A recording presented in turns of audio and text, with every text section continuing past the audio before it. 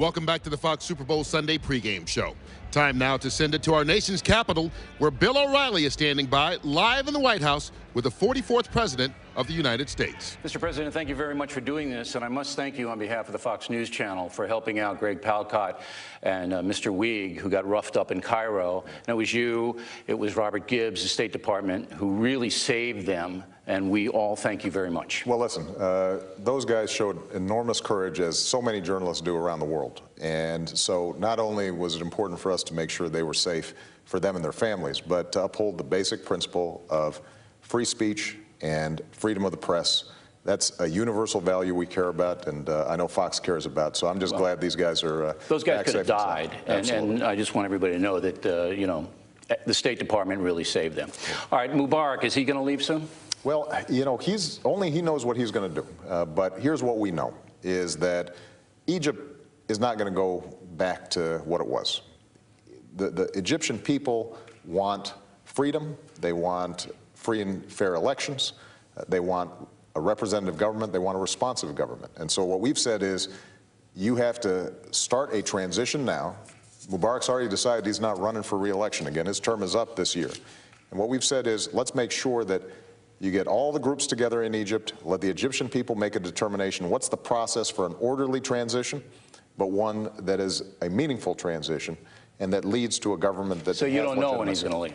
Well, you know, ultimately, the United States can't absolutely dictate what happens. But what we can do, Bill, is we can say that the time is now for you to start making a change in that country. He's already done that, but the longer he stays in, the more people are going to die. And the other problem is Mubarak knows a lot of bad things about the United States. I'm sure you're aware of that. Well, let me say this. The United States and Egypt have been a partner for a long time. Right. He's done some bad things. He has been a good partner when it comes to the peace with Israel.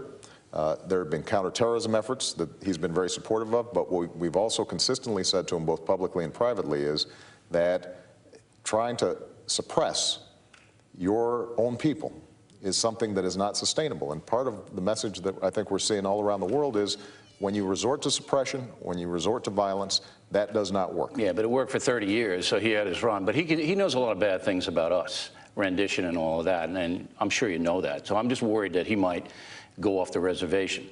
The Muslim Brotherhood, great concern to a lot of people. They a threat to the USA. I think that the Muslim Brotherhood is one faction in Egypt. They don't have majority support in Egypt. But they are well organized, and there are strains of their ideology that are anti-U.S. There's no doubt about it. But here's the thing that we have to understand. There are a whole bunch of secular folks in Egypt. There are a whole bunch of educators and civil society in Egypt that wants to come to the fore as well. And so it's important for us not to say that our only two options are either the Muslim Brotherhood or a suppressed but you don't want the Muslim Egyptian people. What I want is a representative government in Egypt, and I have confidence that if Egypt moves in an orderly transition process, that we'll have a government in Egypt that we can work with together as a partner. Those are tough boys, the Muslim Brotherhood. I wouldn't want them anywhere near that government.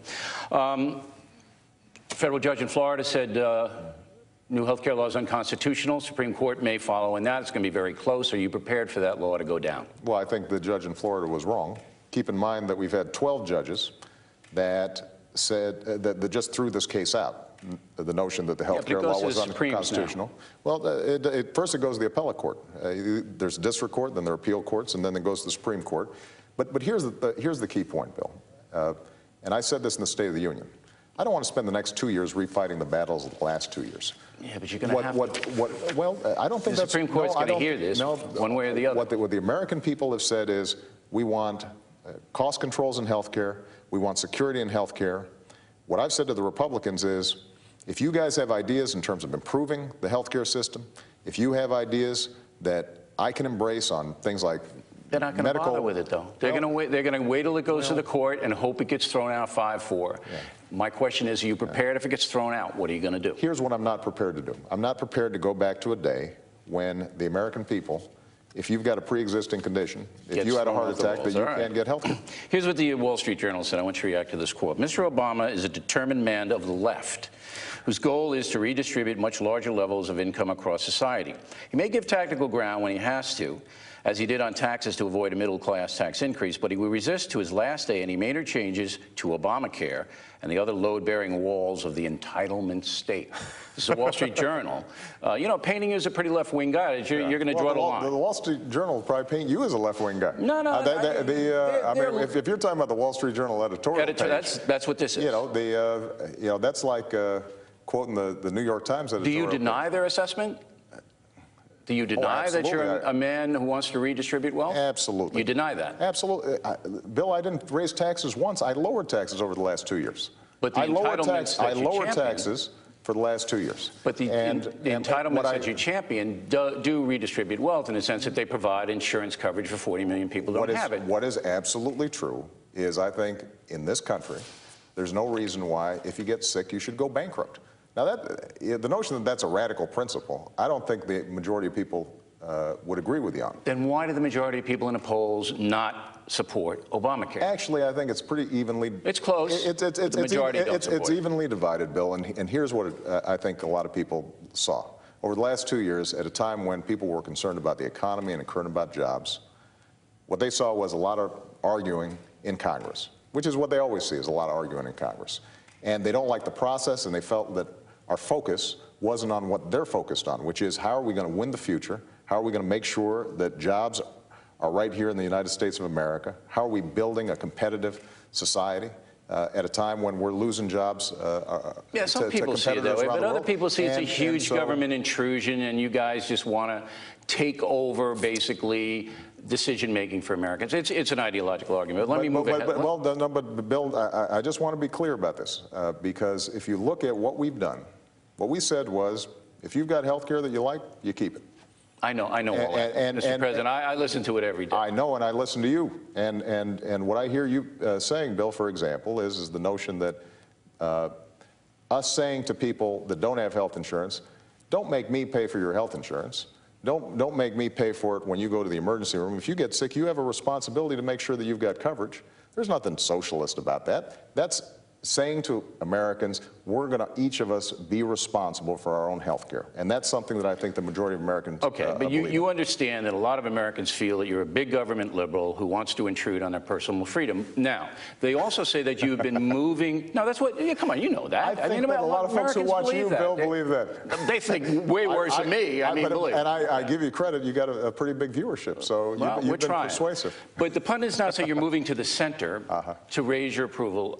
Is that true? You're moving to the center? No. Because we were set up over there, and then they moved you a little to the center. Here's what I think is true. Over the first 2 years of my presidency, we had a complete disaster, right? We had a complete crisis. The financial markets were breaking down. We were slipping into a Great Depression. And we had to take a bunch of extraordinary steps in order to make sure that the economy was growing again, which it is now growing, making sure that the private sector was creating jobs again. It's now doing that. And now our focus is not on refighting the battles of the last 2 years. So you're not moving to the center? I didn't move to where people thought I was. You haven't moved anywhere. You're the same guy. I'm the same guy, and my practical focus, my common sense focus right now is how do we out-innovate, out-educate, out-build, out-compete the rest of the world? How do we create jobs here in the United States of America? How do we make sure that businesses are thriving?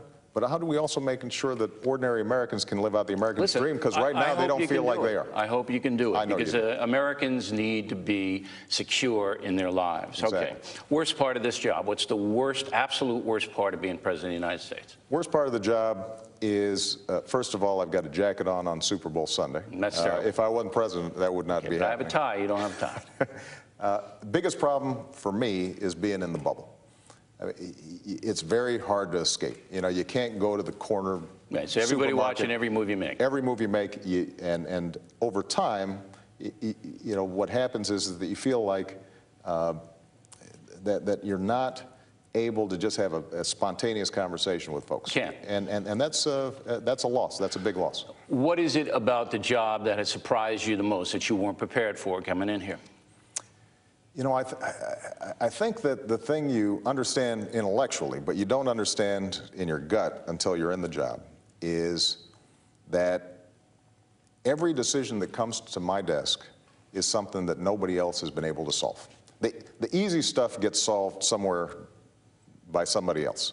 By the time it gets to me, you don't have easy answers. You don't have the best. So it's like wave after wave of complicated problems, and there you are. Yeah, and it's a massive headache. And what you have to make your best judgment about, this is probably our best approach for the American people. But you know that you don't have perfect information, and you know that you're not going to have a perfect solution to everything. Now, people who know you have told me that you've changed a little bit since you've become president. Well, I'm a lot grayer, that's for sure. Well, every president does that. But do you think you have changed as a person since you have become president? I think if you asked Michelle, who knows me best, I think, or my closest friends, I think they'd say, I'm basically the same guy as when I came in. Can I tell you what they say? Yeah, what do they say? You're much more guarded. Well, I think what is true is that when you're in this job, everything you say could affect markets. It could affect what happens I know overseas. that, but even on a personal level, some people know you say, you know, he doesn't have he's not as light as he used to be. He's not as spontaneous. Well, look, preoccupied. I would say that's probably true. I mean, look, there's no doubt that the weight of the office has an impact. But I will tell you that the longer I'm in this job, the more I enjoy it. The more optimistic I am about the American people, the more optimistic I am about this country. There's something about this position that gives you a pretty good vantage point of the country as a whole. And for all the arguing that we get into and all the debates between Democrats and Republicans, tremendous country, right? It is. And there's just a sense, there's a common sense and a decency to the American people that makes me optimistic even on the worst of days. I asked this to President Bush when I talked to him a few weeks ago. Does it disturb you that so many people hate you? No, it's a serious question. You know, the truth is the people, and I'm sure previous presidents would say the same thing, whether it was Bush or Clinton or Reagan or anybody. The people who dislike you don't know you. They hate you. Even the folks who hate you, they don't know you. That's true. What they hate is whatever funhouse mirror image of you that's out there. And they don't know you. And so you don't take it personally. No, you don't ever? No, because you know that if you Doesn't it annoy you sometimes? You know, look, I think that by the time you get here, you have to have had a pretty thick skin. Okay. If you didn't, then you probably wouldn't have gotten here. Fox Sports has the Super Bowl tonight. You know, it's going to charge you an enormous amount of money for it, and they're going to make a fortune. And they paid all my expenses here. Who's going to win the game? Come on. Bill, here's the thing. Once my Bears lost, I don't pick sides. So you don't care? Well, no, I do care. I want a great game.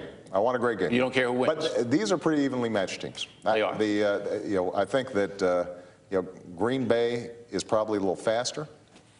Steelers got a little more experience. I think the Steelers not having their starting center is something that they got to be worried about. Now, will you actually watch the game? Because I know you have a big party tonight. J-Lo is going to be here, which is why I have to get out of here because I'll frighten her. You're invited, if man. she comes in. No, I know. I you have to take off your tie. I don't want to ruin the party for you guys. You'll get, your barbecue wings. But are you actually going to watch the game? Of course I watch the game. You're going to sit down and you're going to watch it. You know football? You know, like blitzes and coverage and all that? You know I know football, man. You do? Absolutely. Because I know you're a basketball guy. I know football. Yeah? I know football, and I will watch the game. What happens is I schmooze with everybody when they come. Yeah. Give them a little bit of time, but once the game starts, they can just sit down and watch the game. And you're out of there. Well, no, I'll be sitting there with them, but I don't want them coming up chitting and chatting. All right. We got to focus on football. Well, that's our live part of this deal. And I have to say, I enjoy talking to you. I disagree with you sometimes. I hope you think I'm fair to you. I try to be. But I wish you well in the next 2 years. It's always a pleasure. Right. It's nice to see you.